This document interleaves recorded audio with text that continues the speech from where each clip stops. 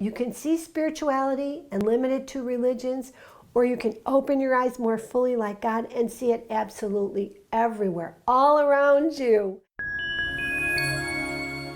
My friends, we're here talking about spirituality, and everyone has unique understandings of the Word, unique experiences of spirit. Maybe it's through the lens of a certain religion, maybe it's absent any lens, or maybe it's just simply not a word that you spend a lot of time on, or that you feel you can, grab hold of. But I think when we talk about spirituality, what we think about is virtue, goodness, something pure. I worry that sometimes we park the Christianity or spirituality and we leave it only with religions. And that's not the reality of life. The reality is that many people are bearers of the light of Christ, the light of God. And they are the light bearers around us. And maybe you know some of them. Maybe you think of someone who was a light bearer for you, who brought you light in a dark time, who helped you just because it was the right thing to do, and who impacted your life in a positive way, who maybe barely knew you, or maybe it was someone who knew you well and remained faithful to you when you didn't look your best. We should all try to do that for other people, to remain faithful to them and to hold up a mirror of their best when they look their worst, reminding them of who we see and who God sees. So I'm thinking of a story, and I got a kick out of this story because I was thinking about us as light bearers, who the many light bearers have been for me. Some religious, some not religious. And I saw a movie with my husband. My husband loved this movie, and it's a Clint Eastwood movie, and in summary, he's an older man. I think he's a former military guy, but he's sitting on his porch drinking beer a lot, from what I could see from my end of the couch where I was kind of quietly doing my own thing. So he wouldn't look like a real spiritual guy or a religious person. He's got a cooler, a chair, and beer.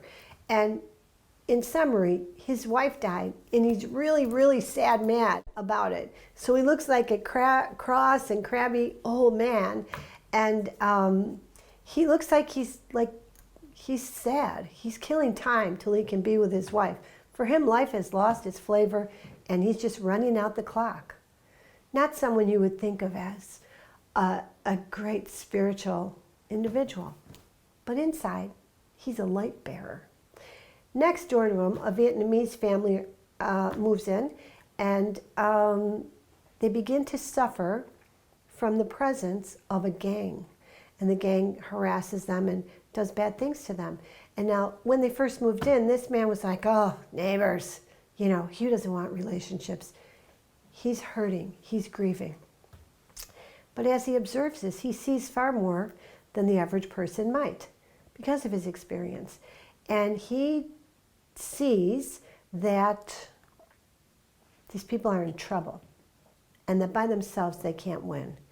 So it's almost like he sees injustice, there's something he can do about it, and the light is activated in him, the light of integrity, where he says, no, I'm not going to watch this and do nothing.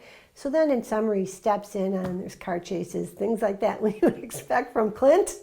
But my husband loved the movie, and I liked it. And I liked it because I thought, he is an undersung hero. That kind of thing happens all the time in our culture, and we don't celebrate it. People who see something happening that's wrong, and they don't know the people, but they step in and they say, no, not while I'm standing here.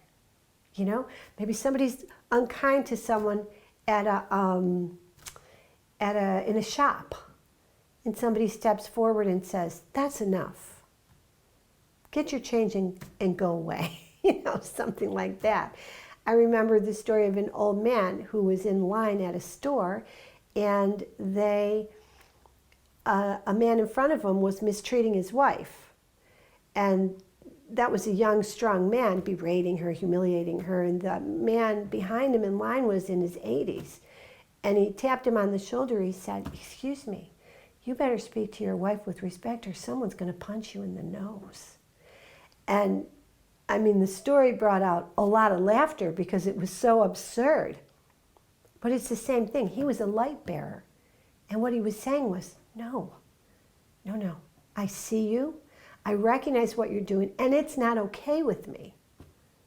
So you can see spirituality and limit it to religions, or you can open your eyes more fully like God and see it absolutely everywhere, all around you, and celebrate it in your heart. Say, truly, that person is a spiritual being and is acting from an eternal place of the Spirit, the Holy Spirit.